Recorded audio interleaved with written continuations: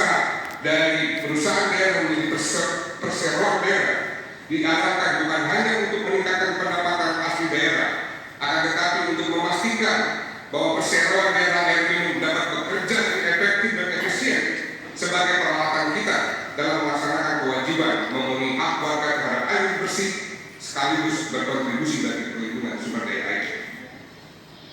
Saudara pimpinan sidang, anggota dan para hadirin sekalian kami hormati, kami menyadari bahwa untuk memastikan perusahaan air minum kita bisa melaksanakan tugas-tugasnya, maka diperlukan investasi yang sangat besar. Oleh karena itu, fraksi PDI Perjuangan mendukung rancangan peraturan daerah tentang penambahan pernyataan modal pemerintah daerah Kota Depok kepada perusahaan daerah air minum Tirta Aksasa Kota Depok. Dalam rangka pembahasan raportan tersebut, fraksi PDI Perjuangan memberikan beberapa catatan.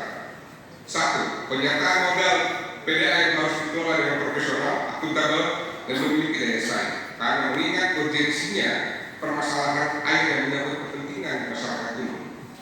2. Keberadaan perusahaan daerah air minum sebagai unsur pelayanan publik harus mengutamakan aspek sosial.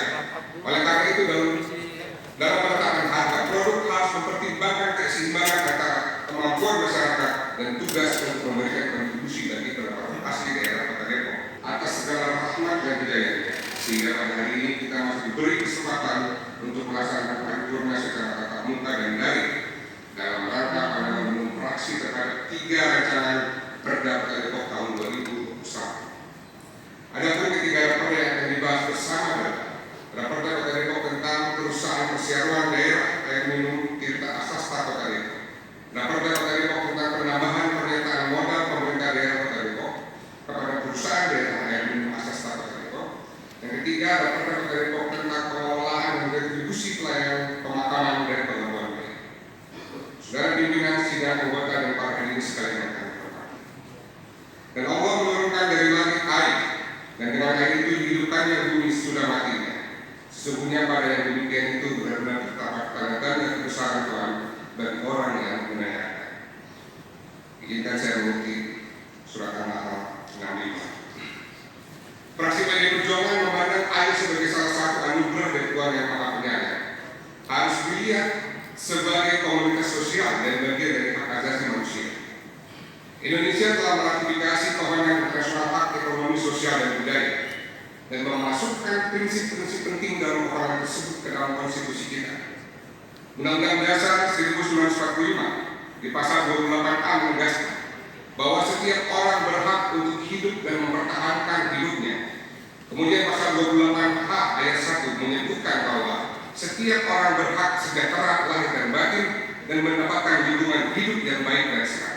Memberikan penafsiran yang tegas terhadap pasal 11 dan 12 Konvensi Hak Ekonomi Sosial dan Budaya yang menyatakan hak atas air tidak bisa dipisahkan dari hak asasi manusia lainnya, bahwa air tidak hanya sebagai komoditas ekonomi dan akses terhadap air atau right to water adalah hak asasi manusia. Hak atas air harus mencukupi untuk martabat manusia, kehidupan dan kesehatan.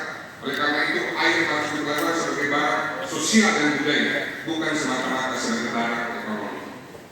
Saudara pimpinan sidang, anggota dan para hadirin sekalian yang kami hormati, pada sisi lain kita melihat ancaman krisis air sudah di depan mata. Pada riset yang dilakukan oleh PBB pada tahun 2014 terhadap 500 kota besar di dunia, setidaknya ada 11 kota di dunia yang akan mengalami krisis air bersih. Jakarta adalah salah satu yang akan mengalaminya. Sementara itu, kajian resmi pemerintah yang dilakukan oleh Lembaga Kepengetahuan Indonesia atau LIPI memprediksi Jawa bakal kehilangan hampir seluruh sumber air di tahun 2040. Para peneliti menyebut sejumlah faktor pemicu krisis air, dari perubahan iklim, pertambahan penduduk hingga alih fungsi lahan.